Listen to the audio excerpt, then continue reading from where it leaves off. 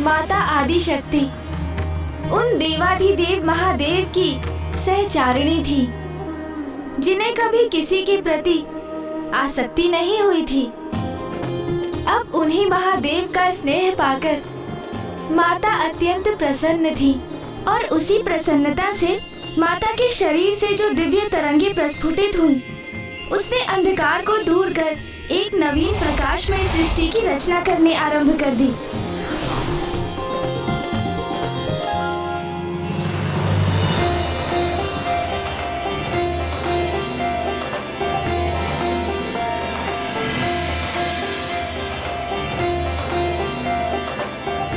समस्त गण, गंधर्व, देवता आदि का सम्मान पाकर माता की प्रसन्नता सरल हास्य के रूप में फूट पड़ती थी।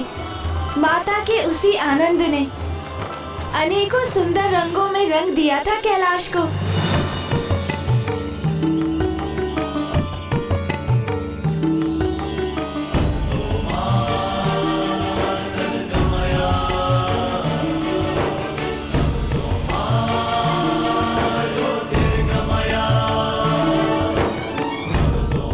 माता के आगमन से समस्त कैलाश में आनंद का नाद गूंज उठा है। ऐसा प्रतीत होता है मानो माता ने एक नवीन कैलाश का सृजन किया हो।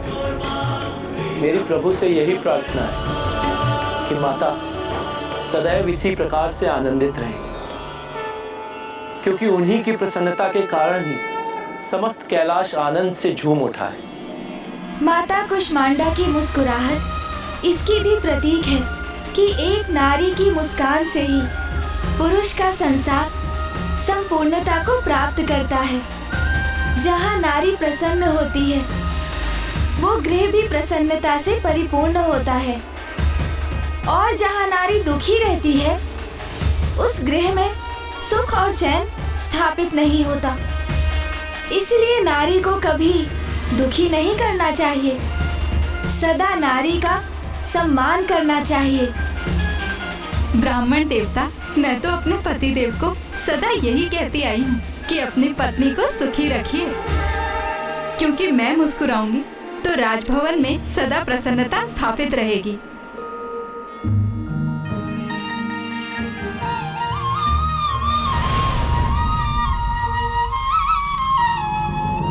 ये कैसी विचित्र विडंबना है कि जिनकी मुस्कुराहट से सृष्टि उजागर हुई, आज उन्हीं माता आदि शक्ति की मुस्कान उनसे छिन चुकी है, और ये सब महाराज देवोदास के कारण हुआ है।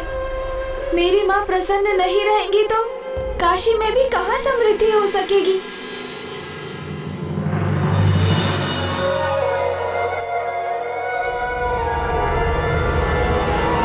और ये भी कहा जाता है कि जहाँ नारी की पूजा होती है, देवता भी वहीं वास करते हैं। और सत्य तो ये भी है कि नारी ही संसार की शक्ति है। सूर्य ब्रह्मांड की आत्मा है और सूर्य की शक्ति है माता कुष्मांडा।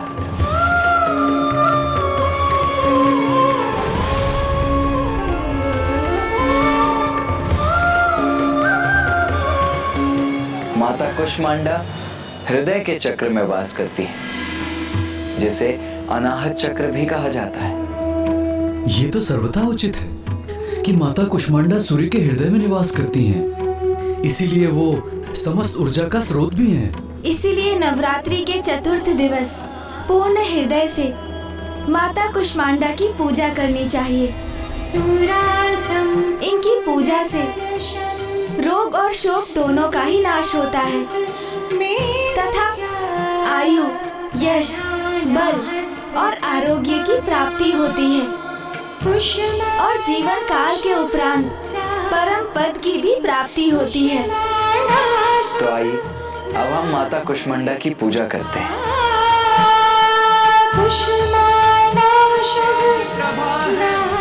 माता कुष्मांडा, इस ब्रह्मांड की रचना तुझसे सूर्य की उष्मा है माँ, तुझसे सूर्य की उष्मा है माँ, तुझसे सूर्य की उष्मा। यदि मुझे यहाँ राज्य करना है तो आपको यहाँ से प्रस्थान करना होगा।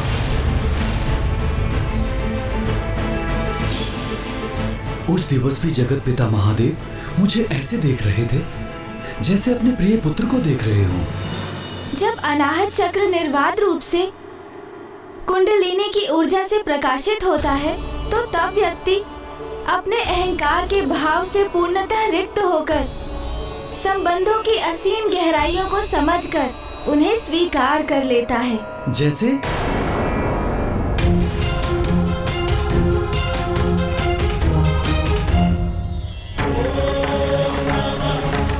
जैसे महादेव केवल ईश्वर ही नहीं जगत पिता है,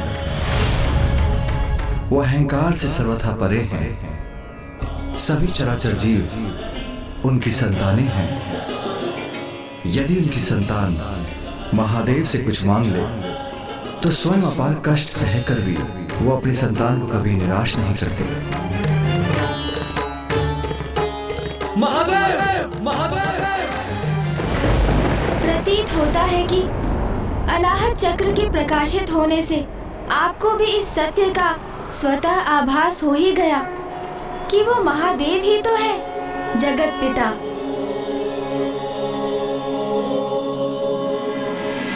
अब हम माता की आरती करेंगे। मुख पर अद्भुत तेज प्रभा है, हे माता कूष्मांडा। इस ब्रह्मांड की रचना तुझसे सूर्य की उष्मा है माँ, तुझसे सूर्य की उष्मा है माँ, तुझसे सूर्य की उष्मा। महाराज, माता, कल नवरात्रि का पंचम दिवस है और कल हम माता के पंचम स्वरूप स्कंद माता की कथा सुनेंगे।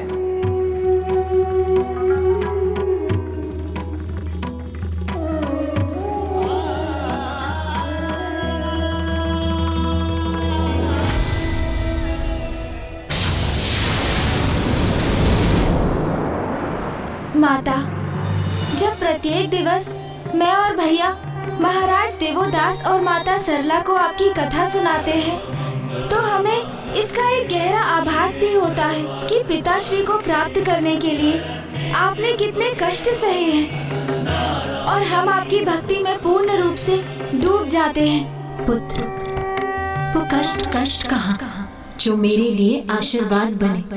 तब से मुझे महादेव का सानिध्य प्राप्त हुआ और उनसे विवाह के उपरांत कैलाश मेरा निवास बना। और पुत्र, कल तुम एक ऐसी कथा कहने जा रहे हो जो मेरे हृदय के अत्यंत निकट है, मुझे अत्यंत प्रिय है। मेरे मातृत्व के सुख को प्राप्त करने की कथा, जब मुझे कार्तिक के पुत्र रूप में प्राप्त हुआ।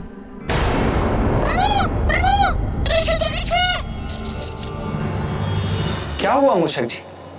क्या हुआ है ऋषिवर को?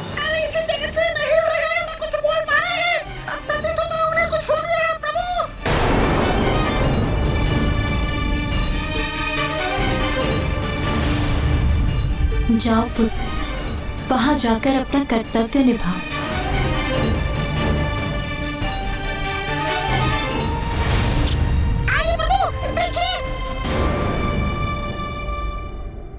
भैया, ऋषिवर के अभी प्राण शेष है, किंतु ये अस्वस्थ प्रतीत हो रहे हैं। हमें शीघ्र ही धन्वंतरी जी का आवाहन करना चाहिए। उचित है गणेश।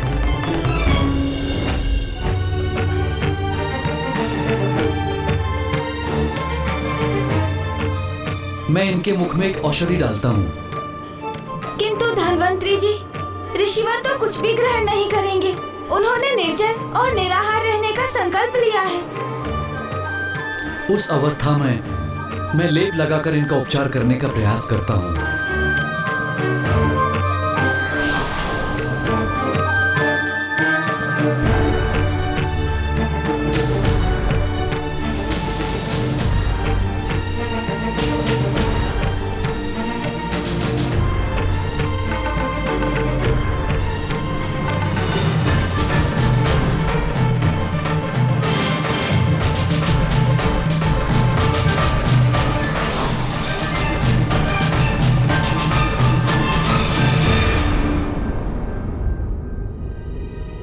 गणेश जी, कुमार कार्तिकेय जी, मैंने इन्हें लेप तो लगा दिया है, किंतु इनकी अवस्था अत्यंत गंभीर है। बस किसी प्रकार ये जीवित वर हैं। पिताश्री के दर्शन करने के लिए ही ऋषिवर के प्राण रुके हुए हैं। यदि पिताश्री ऋषि जगेश्वी की देहावसान से पूर्व काशी नहीं लौटे तो हम पर ब्रह्म हत्या का दोष लग जाएगा।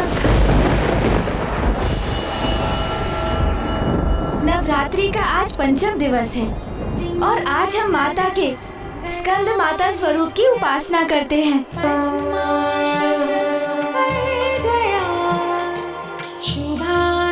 इस स्वरूप में माता पार्वती की गोद में भैया कार्तिकेय,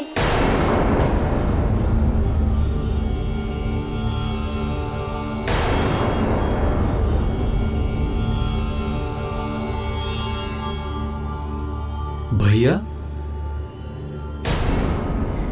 महाराज, मेरा अर्थ था कुमार कार्तिकेय अर्थात गणेश जी के बड़े भैया। वो माता पार्वती की गोद में रहते हैं।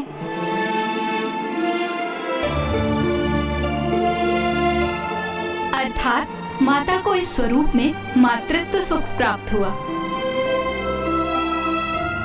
माता बनने का सुख अवश्य प्राप्त किया उन्होंने, किंतु साधारण नारियों की भांति नहीं। अर्थात माता ने गर्भ धारण कर कुमार कार्तिकेय को जन्म नहीं दिया।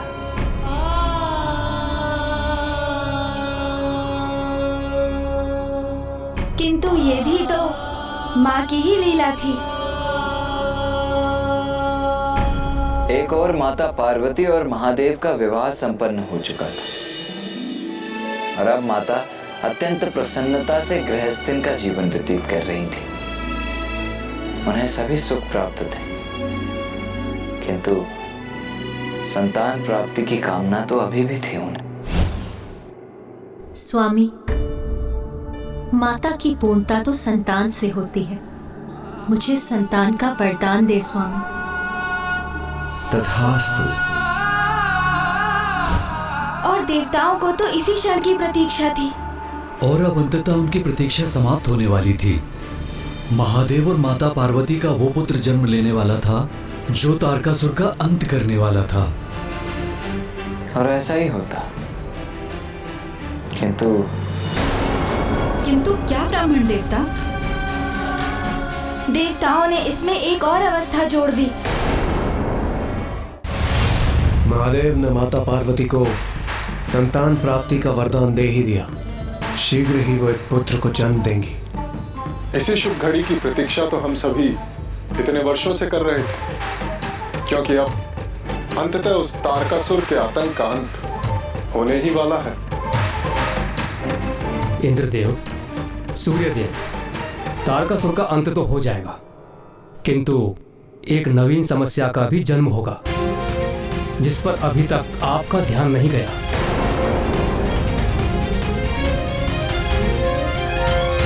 समस्या?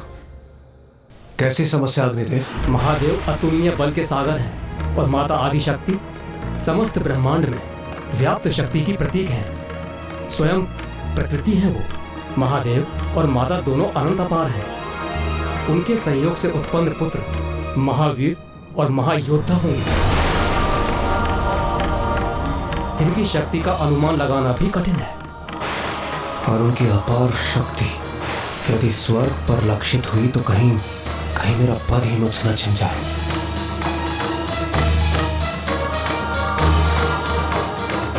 इस समस्या का हमें कोई ना कोई उचित समाधान ढूंढना ही होगा। तारकासुर का वध करने हेतु हमने स्वयं के लिए एक महासंकट को आमंत्रित कर लिया।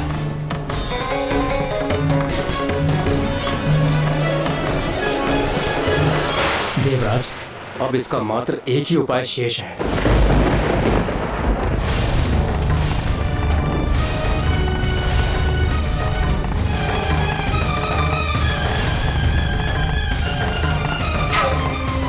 महादेव, तारकासुर के आतंक से हमारी रक्षा कीजिए प्रभु। केवल आप ही का पुत्र उसका अंत कर सकता है। आपका ऐसा पुत्र महादेव जो केवल आप ही के अंश से उत्पन्न हो। जिसमें माता पार्वती की कोई भूमिका और कोई योगदान न, कोई भूमिका और कोई योगदान न, कोई भूमिका और कोई योगदान न।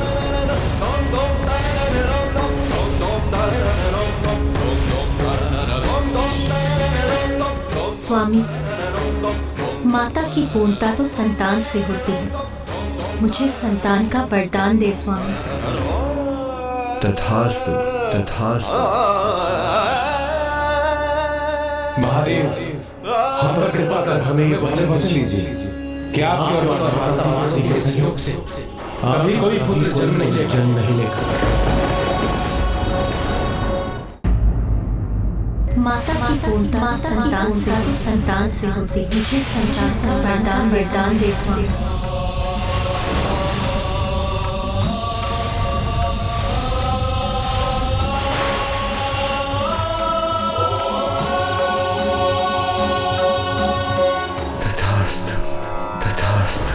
जब माता पार्वती को ज्ञात हुआ कि महादेव ने देवताओं को क्या वचन दिया है, तो वो अत्यंत कुपित हुई।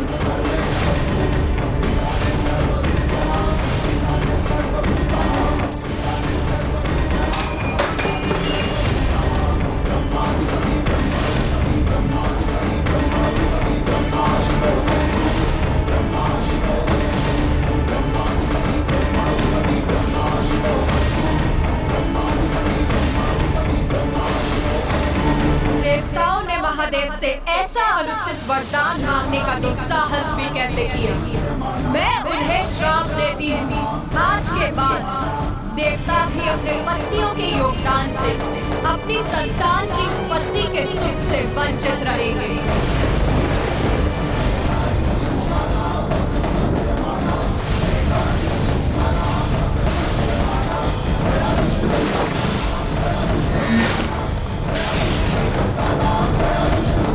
जब महादेव को ज्ञात था ब्राह्मण देवता कि माता पार्वती संतान प्राप्ति को लेकर अत्यंत उत्साहित थी, तो उन्होंने देवताओं को ऐसा वरदान क्यों दे दिया?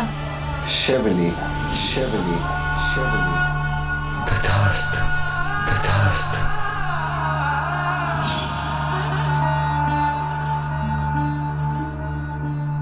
ना कुछ उनकी इच्छा के बिना हुआ है और ना कुछ उनकी इच्छा के बिना होगा। अर्थात ब्राह्मण देवता, इस वरदान के पीछे भी महादेव की कोई लीला छिपी हुई थी। आपने सर्वथा उचित समझा महाराज। वास्तविकता में इस घटना के पीछे पूर्व काल में घटित एक प्रसंग था। एक बार महादेव और माता पार्वती भ्रमण कर रहे थे।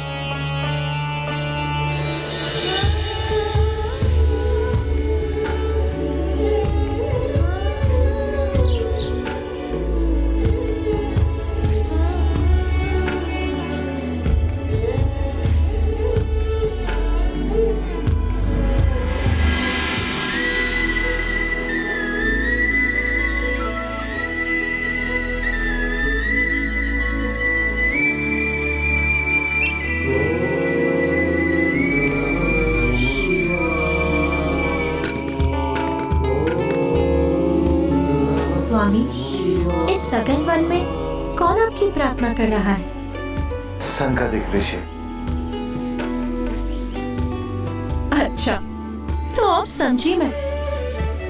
मेरे साथ भ्रमण पर निकलना तो मात्र एक बहाना था।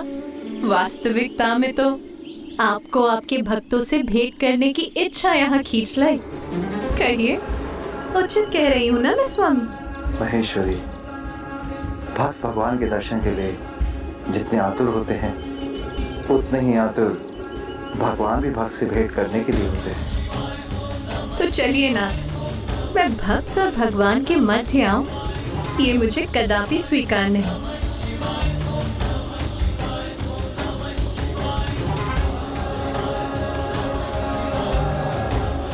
ओम नमः शिवाय।